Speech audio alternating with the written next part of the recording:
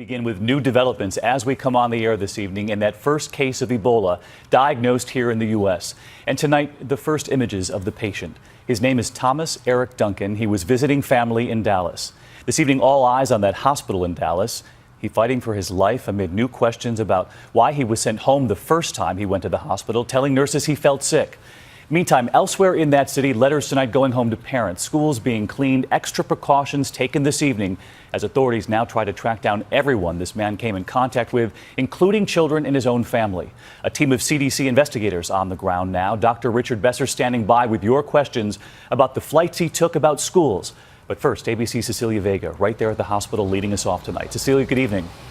David, good evening to you. That patient being treated in this hospital right behind me, and tonight that very hospital facing tough questions about how it handled this case, potentially exposing others to this deadly disease. Tonight in this Dallas hospital, Thomas Eric Duncan desperately ill. Doctors saying he is in serious condition but awake and asking for food. Quarantined in total isolation inside, while outside, the city of Dallas is on high alert. This is all hands on deck. Disease detectives from the CDC now here on the ground in a race to find out if Duncan spread Ebola to anyone else. Tracing his path from the hot zone in West Africa, this much they know.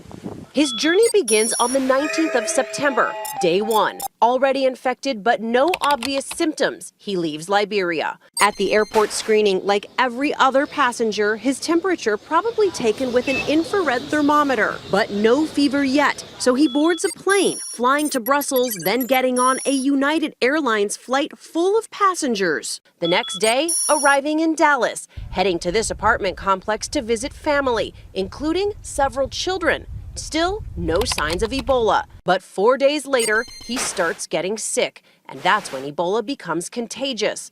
Just over 24 hours later, he's so ill he walks into this Dallas emergency room, telling a nurse he'd traveled from West Africa.